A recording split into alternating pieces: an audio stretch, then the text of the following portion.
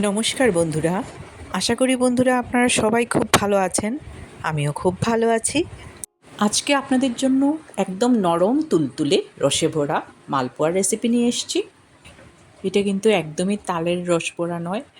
তালের রসবড়ার recipe already আমার চ্যানেলে আছে। মমস কিচেনে সবাইকে অনেক অনেক স্বাগত জানাচ্ছি। পুরো ভিডিওটা দেখতে থাকুন বন্ধুরা, আশা করি আপনাদের ভালো লাগবে। আর সাথে সবার জন্য ছোট্ট ছোট্ট টিপস অ্যান্ড ট্রিক্স অবশ্যই আছে।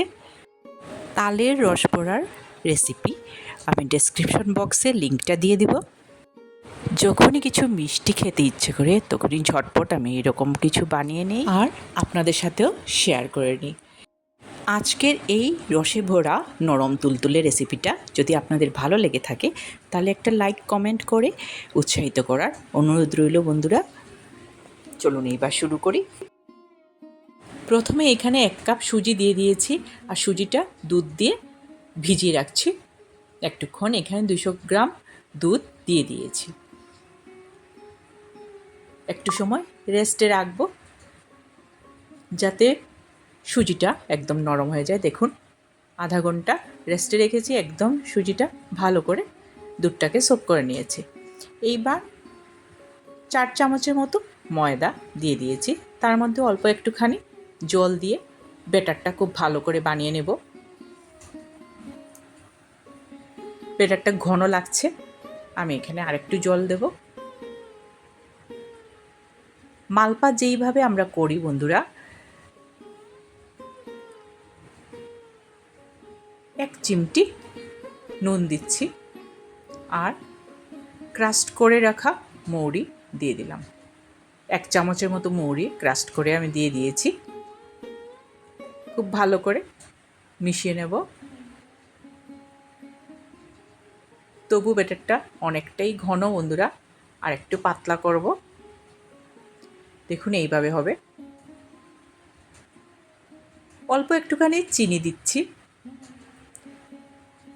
অল্প দেওয়ার কারণ যেহেতু রসে করব তার জন্য সুগার সিরাপ বানাবো আমি।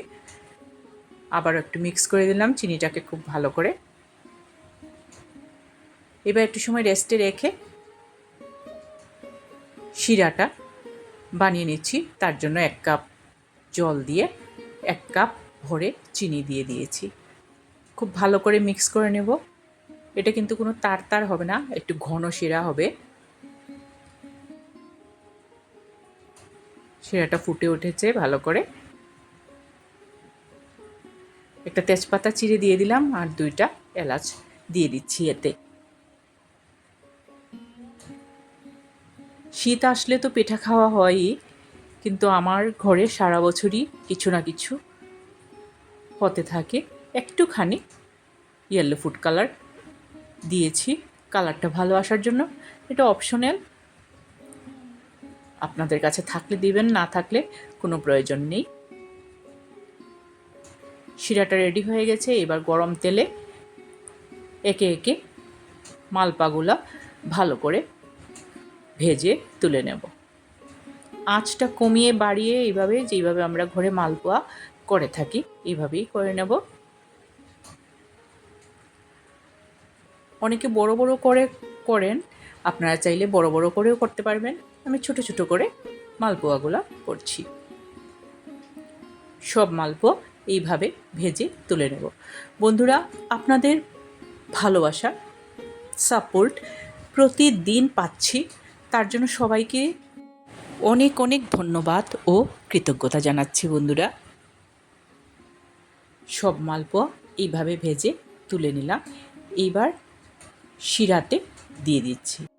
শিরাটা ততক্ষণে অল্প অল্প ঠান্ডাও হয়ে গেছে। এবার খুব ভালো করে শিরাতে সোক করে রাখবো। সবগুলো একে একে এইভাবে দিয়ে দিচ্ছি।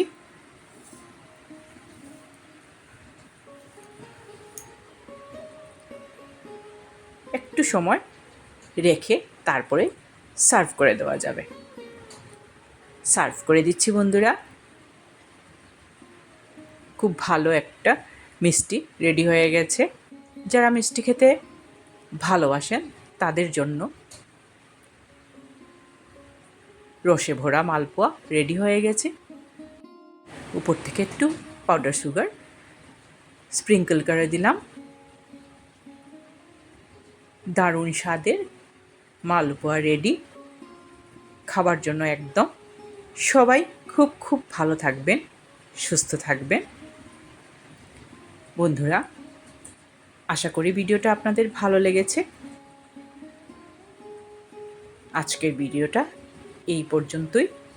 আরেকটা খুব ভালো রান্না নিয়ে বন্ধুরা আপনাদের সাথে খুব তাড়াতাড়ি দেখা হবে। সবাইকে আবারও অনেক অনেক ধন্যবাদ জানিয়ে ভিডিওটা এইখানেই শেষ করছি।